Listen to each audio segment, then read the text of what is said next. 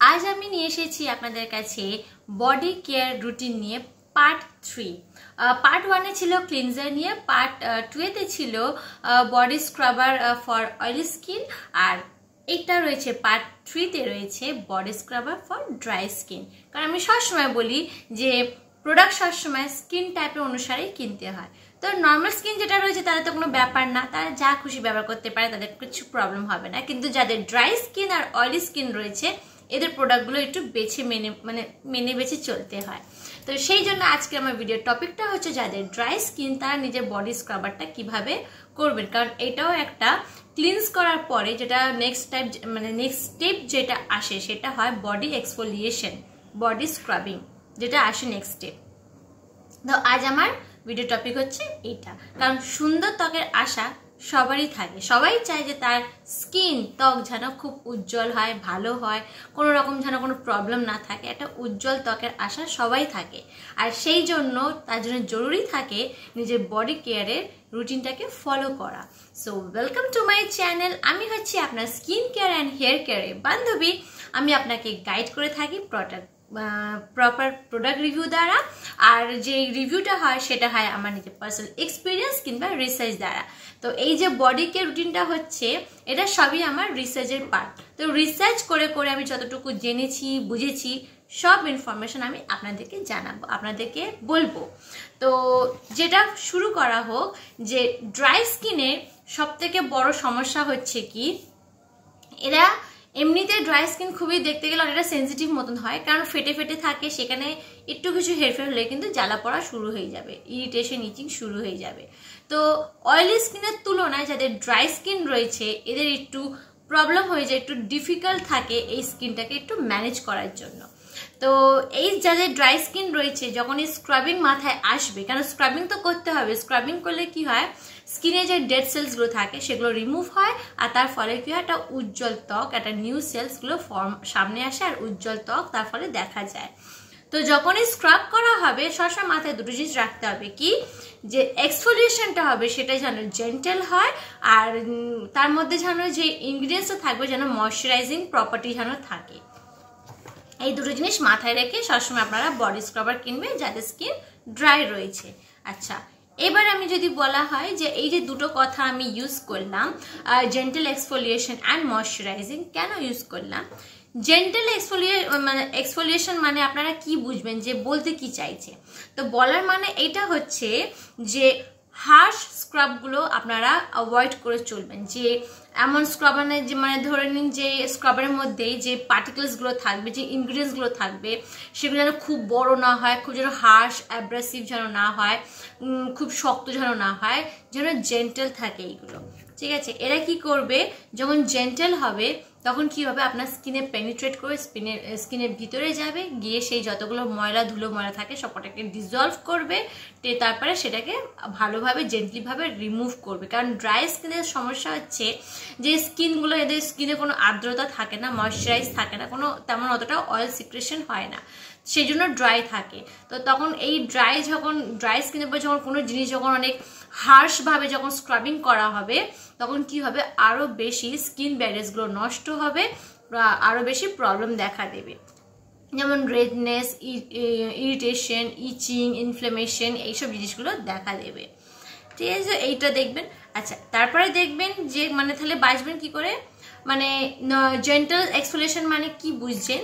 যেমন দেখলেন যে কোনো প্রোডাক্ট যদি থাকে যে সুগার রয়েছে বা জোজোবা বিটস রয়েছে, কেন সুগার যে হয় ছোটো ছোটো দানা হয়, এগুলো রাউন্ডের হয়, তো এরা ইজিলি অতটা আপনার স্কিনের জন্য অতটা হার্শ হয় না।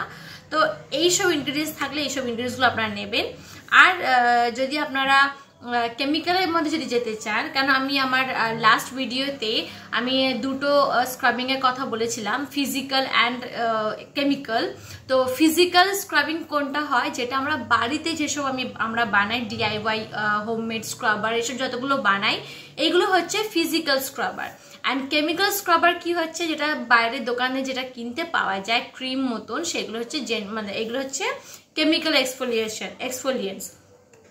এবারে কি হয় যে যেটা ফিজিক্যাল মানে বাড়িতে তৈরি করা যে স্ক্রাবারটা হয় এর তুলনায় বাইরের দোকানে বিক্রি করা যে কেমিক্যাল স্ক্রাবারটা হয় এটা একটু জেন্টেল হয়। তো আপনারা কি করবেন, যদি আপনারা কোনো কেমিক্যালি যদি কোনো দোকান থেকে যদি কোনো স্ক্রাবার কিনতে চান তাহলে দেখবেন ওর মধ্যে যেন AHAs রয়েছে, মানে আলফা হাইড্রক্সি অ্যাসিড যেন রয়েছে। আচ্ছা, এরবারে বলবো যে যখন আপনারা মানে আমি বললাম প্রথম যে যেন জেন্টাল এক্সফোলিয়েশন হয় আর যেন ময়শ্চারাইজিং থাকে। তো জেন্টাল এক্সফোলিয়েশন মানে বলে দিলাম। ময়শ্চারাইজিং মধ্যে কি কি দেখবেন, মানে যে প্রোডাক্টের মধ্যে থাকবে আপনার কোনো তেল জাতীয় জিনিস, যেমন কোকোনাট অয়েল হলো, শিয়া বাটার হলো, বা জোজোবা অয়েল হলো, এইগুলো হলো, বা কোনো গ্লিসারিন হলো, বা হাইলুরনিক অ্যাসিডস হলো। তো এইগুলো যখন যদি কোনো প্রোডাক্টে থাকে তাহলে এইসব প্রোডাক্ট এইদের কাজ হচ্ছে ময়শ্চারাইজিং প্রপার্টি এরা। তো এইসব প্রোডাক্ট দেখে আপনারা কিনবেন। যেবার কথা হচ্ছে যে যখন আপনারা যাদের ড্রাই স্কিন থাকে এরা, আমি যেহেতু বললাম যে ড্রাই স্কিনটা একটু সাবধানে একটু স্ক্রাবিং করতে হয়, বেশি হার্শ যেন না হয়। তো এরা স্ক্রাবটা কিভাবে করবেন, কি ম্যাটেরিয়াল ব্যবহার করবেন, আপনারা দেখবেন একরকম সফট লুফাস পাওয়া যায়, যেটা নরম নরম তুলতুলে জালিগুলো পাওয়া যায়, নরম তুলতুলে জালিগুলো ব্যবহার করবেন। কিংবা যে সিলিকন স্ক্রাবার্স পাওয়া যায় সেটা ব্যবহার করতে পারেন, বা কোনো যে নরম যদি কোনো কাপড় থাকে সেই কাপড়টা দিয়ে আপনারা গাটা ঘষতে পারেন। কারণ বেশি ঘষলে কি হবে, ওভার ড্রাইং হয়ে যাবে আর তার ফলে আপনার স্কিনটা লাল হয়ে যাবে।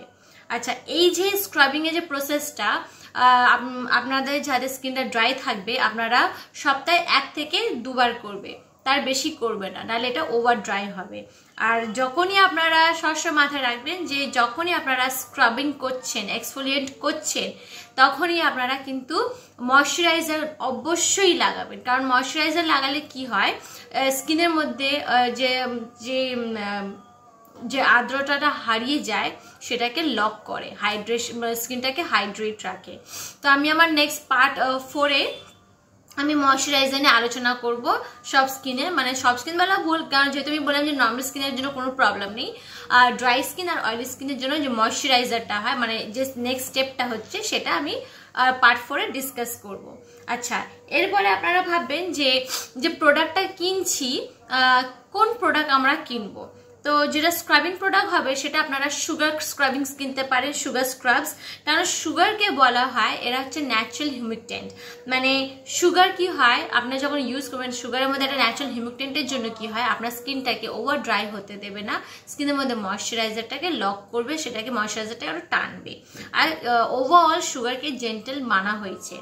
তারপরে আপনারা সল্ট স্ক্রাব ইউজ করতে পারেন, কিন্তু আপনার স্কিন যদি অতিরিক্ত ড্রাই হয়, কেন ড্রাই দুটো হয়, একটা নর্মাল ড্রাই আর একটা ভেরি ড্রাই। তো আপনার স্কিন যদি ভেরি ড্রাই স্কিন থাকে তাহলে এই সল্ট স্ক্রাবটা কিন্তু আপনারা কোনোদিন ব্যবহার করবেন না, কারণ এটা করলে কি হবে আরো বেশি আপনার যে স্কিনটা থাকবে আরো বেশি ওভার ড্রাইং হয়ে যাবে, প্রবলেমটা আরো বেশি দেখা দেবে।